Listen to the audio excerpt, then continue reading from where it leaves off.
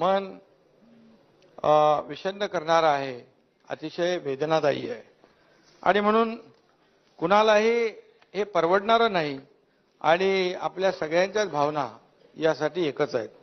राज्यातल्या इतर सर्व समाजाशी मिळून मिसळून मराठा समाजानं आजवर महाराष्ट्राची सांस्कृतिक सामाजिक बांधिलकी आणि बांधणी देखील घट्ट केलेली आहे. यामध्ये महाराष्ट्राच्या विकासाला मी मगाशी म्हटल्याप्रमाणे मोठा हातभार देखील लागलेला आहे. पण गेल्या काही दिवसापासून राज्यातील सामाजिक जे वातावरण आहे, जे काही आपली संस्कृती आहे, आपली परंपरा आहे, हे दूषित करण्याचा देखील प्रसंग या ठिकाणी घडलेत आणि तशा प्रकारचे प्रयत्न होताना आपण पाहतोय. कुठल्याही दोन समाजामध्ये तेढ निर्माण होणं हे राज्याच्या दृष्टीने चांगलं नाही आणि भूषणावं देखील नाही आहे. याबाबत आपल्या सगळ्यांचं एकमत आहे.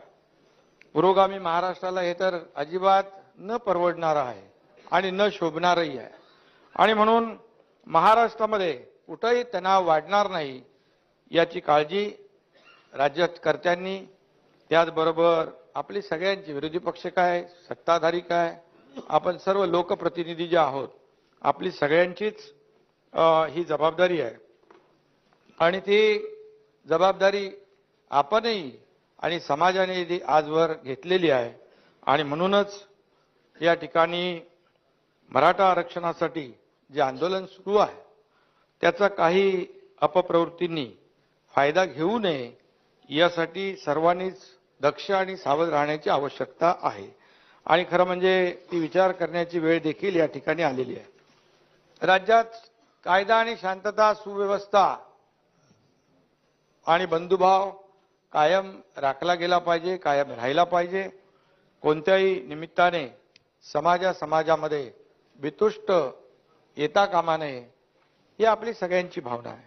चर्चेतून आणि योग्य भूमिकेतून आपण मार्ग काढू शकतो, प्रश्न सोडवू शकतो, हे अनेक वेळा आपण पाहिलेलं आहे आणि म्हणून आज देखील मी या सभागृहामध्ये आपल्या सगळ्यांना विनंती वजा आवाहन देखील करू इच्छितो की आपण सगळ्यांनीच राज्यामध्ये कायदा सुव्यवस्था, शांतता, सुव्यवस्था राखली गेली पाहिजे. ही आपण सगळ्यांनीच मिळून जबाबदारी घेतली पाहिजे.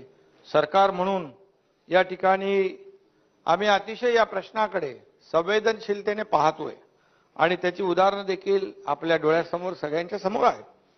मी राज्याचा मुख्यमंत्री म्हणून राज्यातील सर्व समाज बांधव जे आहेत, सर्व जातीपाती जे आहेत, त्या माझ्यासाठी एक समानच आहेत.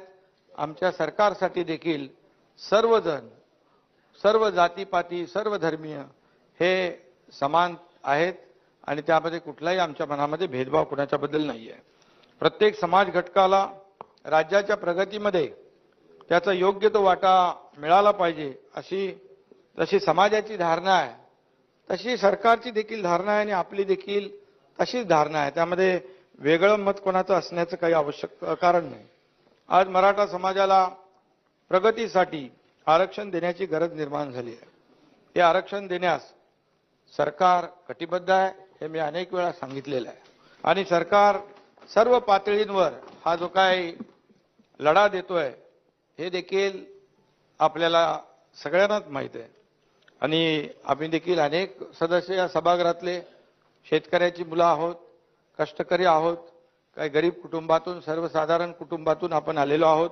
त्यामुळे या बहुसंख्य जो काही मराठा समाज आज शेतकरी म्हणून राबतोय, शेतकरी म्हणून जीवन जगतोय, त्यामुळे शेतकऱ्यांच्या प्रश्नाची देखील आपल्या सगळ्यांना जाण आहे आणि म्हणून काल देखील आपण त्या विषयावर चर्चा केली. आपणही चर्चेमध्ये सहभाग घेतला आणि या शेतकऱ्यांना देखील जे काही त्यांना संकटकाळी आपण त्यांच्या मागे उभं राहिलं पाहिजे ते सरकारने देखील कर्तव्य बजावलेलं आहे आणि म्हणून मराठा समाजाला आरक्षण मिळू शकतं त्यासाठी अतिशय प्रामाणिकपणे कायदेशीर पद्धतीने काम करावं लागेल. ते आम्ही या ठिकाणी सरकार म्हणून करतोय आणि मी आपल्याला एवढंच सांगतो, अध्यक्ष महोदय, मी मुख्यमंत्री झाल्यानंतर सरकार स्थापन झाल्यानंतर जेव्हा हा प्रश्न पेटला, काही ठिकाणी आंदोलनं सुरू झाली, काही ठिकाणी उपोषणं सुरू झाली, त्यावेळेस आम्ही सर्वपक्षीय बैठक देखील बोलवली. या बैठकीनंतर ज्यांनी उपोषण केलं होतं जरांगे पाटील, त्यांचं उपोषण देखील सोडवण्यासाठी मी स्वतः त्या ठिकाणी आमचे सहकारी मंत्री आम्ही गेलो होतो. आणि त्यानंतर आपण पाहिलं की जी मागणी होती कुणबी प्रमाणपत्र, ज्या नोंदी आहेत कुणबी नोंदी, त्या कुणबी नोंदी जो आपला GR आहे, आपला कायदा आहे, आपला नियम आहे, आणि ज्यांचे पुरावे मिळाले त्यांना जुन्या नोंदी ज्या आहेत त्या मिळाल्या, त्याला कोणाचाही विरोध असण्याचं काम नाही, विरोधही नाहीये. कारण हा कायदा, हा नियम हा पूर्वीपासून आहे आणि 1967 पूर्वीचे ज्या नोंदी आहेत त्या नोंदी सापडत असतील तर त्यांना त्याचा फायदा मिळाला पाहिजे. आणि म्हणून सभागृहात देखील सर्व सदस्यांनी तशीच एक समान भूमिका घेतली आणि मांडली देखील. आणि कुणबी दाखले देण्याबाबतचा जो काही GR जुना आहे, परंतु काही ठिकाणी ते दाखले दिले जात होते, काही ठिकाणी दाखले मिळत नव्हते, आणि मग ते दाखले मिळावे म्हणून ती प्रक्रिया देखील आपण सुरू केली. आणि त्या बाबतीमध्ये काही मतमतांतरे असू शकतात, परंतु मी या ठिकाणी पुन्हा एकदा सांगू इच्छितो की OBC किंवा अन्य कुणाच्याही, आम्ही वारंवार सांगतो की इतर कुणाचं काढून एका दुसऱ्या समाजाला द्यायचं अशी भावना, भूमिका सरकारची बिलकुल नाही, विजयराव. आणि म्हणून मगाशी म्हटलं आपण नव्हता, OBC किंवा अन्य कुणाच्याही आरक्षणाला धक्का न लावता मराठा समाजाला आरक्षण मिळवून देण्याचा सरकारचा शब्द आहे, आमचा शब्द आहे, तो आम्ही पूर्ण करणार. मराठा समाजाची मागणी का आताच पुढे आलेली नाही, ही पूर्वीपासूनची मागणी आहे आणि ती आताच उचलून धरली असाही विषय नाही. 1902 साली छत्रपती शाहू महाराजांनी आरक्षणाची तरतूद केली आणि त्यात मराठा समाजाचाही अंतर्भाव केलेला होता. त्यानंतर 80च्या दशकापासून मराठा बांधव आपल्या हक्कासाठी, आरक्षणासाठी झगडतोय, लढतोय. स्वर्गीय अण्णासाहेब पाटील यांनी मराठा समाजाला आरक्षण मिळावं यासाठी त्या काळात आंदोलन केलं आणि त्यांनी आपल्या प्राणांची आहुती देखील दिली, हे देखील आपल्याला माहीत आहे.